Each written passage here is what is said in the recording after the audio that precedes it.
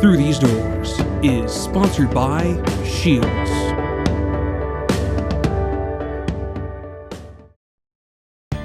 The great thing about snowboarding is the adventure.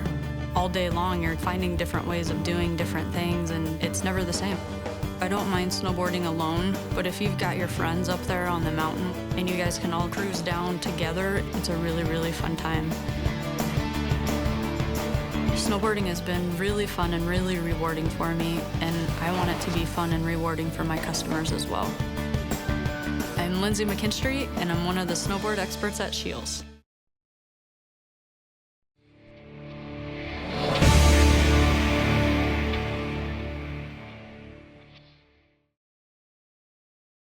Is there no one of yours in St. Louis?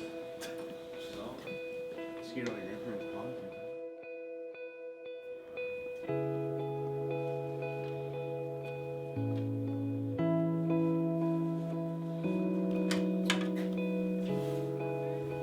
Yeah, I should probably tape that one up.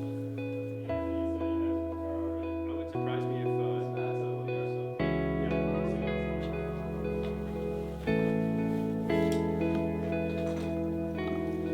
Alright, you ready, Mike? Let's go. You guys are not a true suit. I think you will too. Pretty big part of your life.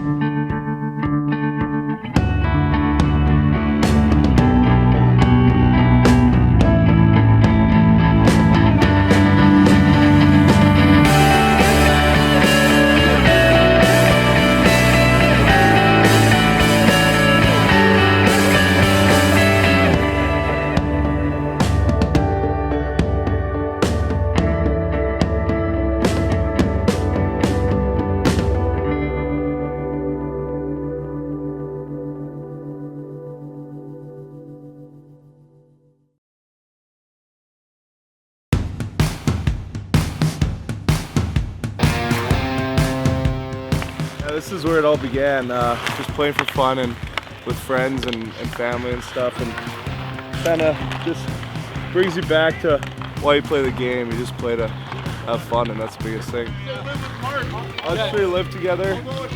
These three live together, and Mark's an outcast. Mark lived in a one-bedroom bachelor suite. Yeah, but Mark lived with us sophomore year, so, and I roomed with Mark freshman year, so it's cool. Oh yeah. Are these skinny jeans? Is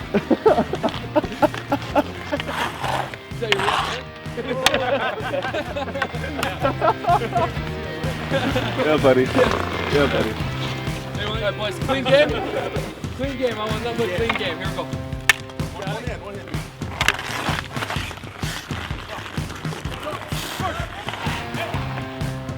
Every time we're on the ice, doesn't matter if we're playing number one team in the country or each other on an outdoor rink, it's always fun.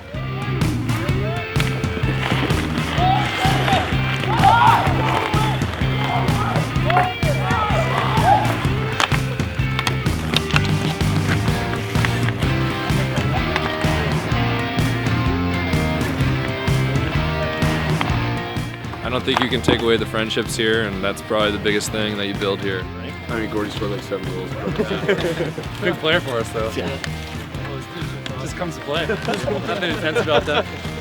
You're playing short. You know, either on the pond or wherever you go, you gotta play, at your best potential. You never know who's watching. That's right. You never know who's watching. You got And a it shows camera in the stands.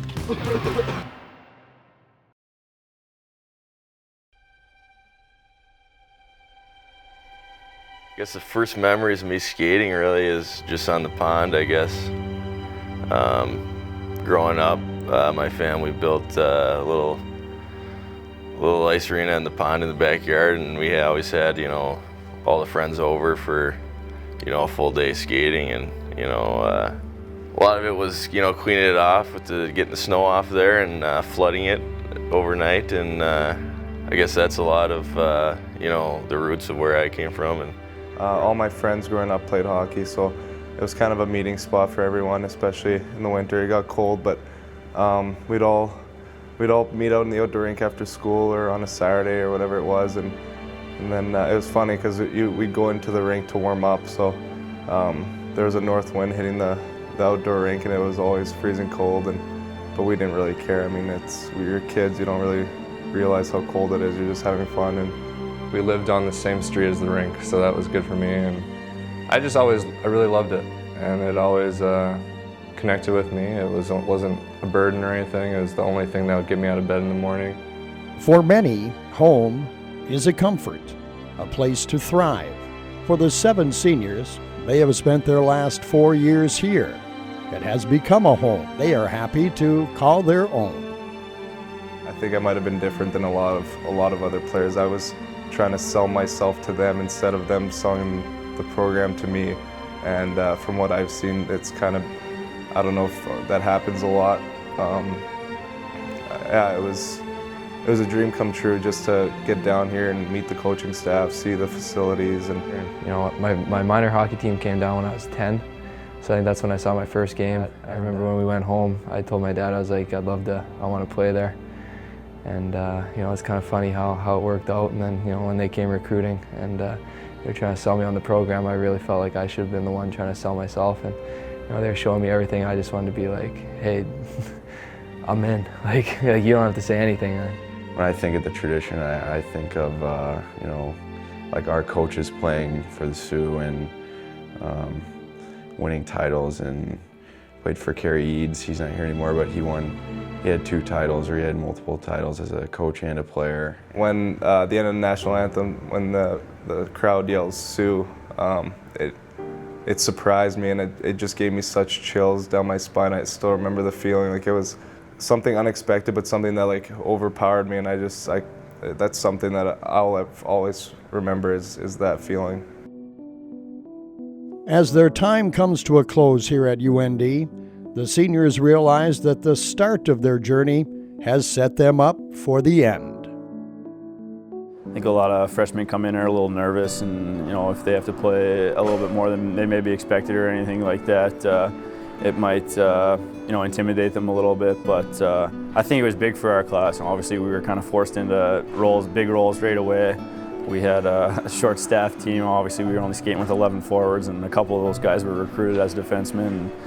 But it was fun. I think it was a good learning experience. You know, guys got to play different roles and kind of develop different skills. And I think a lot of that has built into the success that our class has had so far. I mean, if you look at especially freshman year, we were kind of a ragtag bunch of guys. I mean, a lot of us probably weren't ready to play, but kind of had to. And we were like dumped on a situation where we had to come in and be good right away. I mean, the first couple months, obviously, we had our full lineup, but we struggled and we went through adversity. But once our lineup got depleted and we all had to kind of come in and be a big part of the team, and the fact that we made it to the national tournament and almost made it to the Frozen Four was a big thing for us to kind of just not get caught up in the situation we're in, but just kind of moving on and being ready for the job at hand. Well, I always look back on that freshman year, Final 5. I think everyone in our freshman class, or our class, is gonna, you know, remember that game and that weekend. I don't know if I'll ever be a part of a hockey game like that ever again. So probably hear it a lot, but that's still the answer. If I could ever top that with a hockey memory, that'd be pretty surreal. So having some really, really big character games, I think kind of set the tone for us and what it takes to win here, and how precious it is when you get there and you don't go all the way. And I think we've just been trying to claw it back ever since. These 7 have seen many places over the past 4 years. No matter where they went, though, seeing green in the stands made it feel like home. The fans, it's what makes this place so unique. At home, I mean, we have 12,000 every single night, and that's amazing, but when we go on the road, places like Denver and Colorado, like, it's just, it's like playing a home game, like you said, and it's pretty wild to see. Whenever I have people come from out of town visit, they just can't believe it, so thank you. We know that how much of a sacrifice and how much time and effort and passion they put into supporting us, and it's something that we don't overlook, and that's something that we appreciate so much.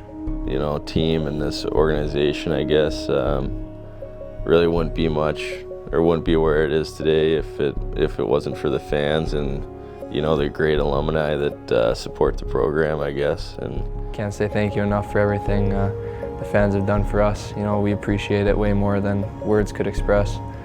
I think I speak for everyone in the class when I say this, but the amount of support that they've given us throughout our 4 years here, and when we go to Denver and there's more UND fans than there is Pioneer fans, it's something we take pride in, and I just, from the bottom of my heart, I just can't say thank you enough. Inside the Ralph Engelstad Arena, the past is always present.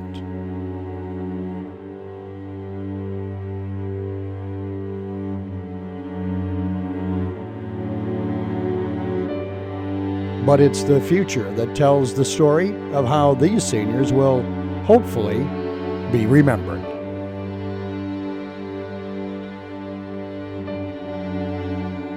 You want to be one of those great teams that can come back in 20 years, or you hear people around town talk about what a great group of guys that was and how special a team they were, and you want to leave a legacy. And I think we just want to hang as much hardware as we can around here, and so we can come back in 20 years and be proud. I think my time here, the only satisfaction I'll get is if we hang that 8th banner this year, and obviously that's our goal, that's what we're working for, and it's not an easy task, but I feel like we owe it to the program, we owe it to our fans, and I think that'd be a great way to give back to the program. My biggest thing would be to walk out of here with a championship. So, it's kind of last kick at the can and last chance we have for this. But, I don't think I'd probably be one of my biggest regrets leaving here without a national championship and being able to bring that to the program and the community and all of North Dakota. So, the thing that I've been thinking over the last little bit that would be super special for our class in particular is we were the last class that got to wear the Sioux logo, and I think that's a pretty cool thing that we had the opportunity to do, and something that I'll cherish forever and hold close to my heart, that I got to wear that logo. And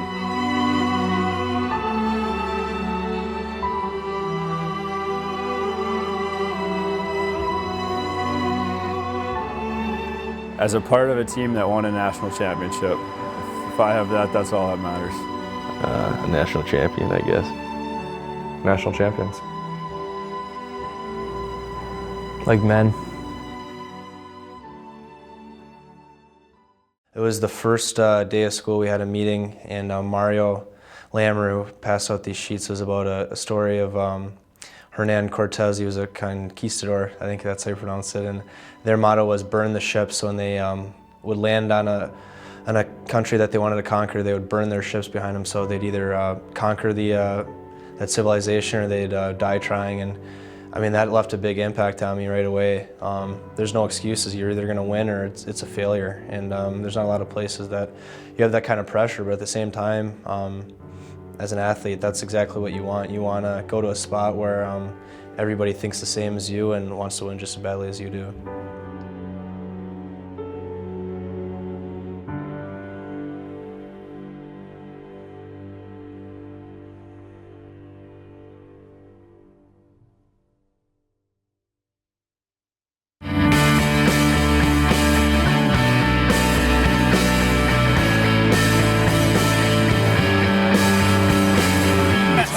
We're talking about a stupid freshman.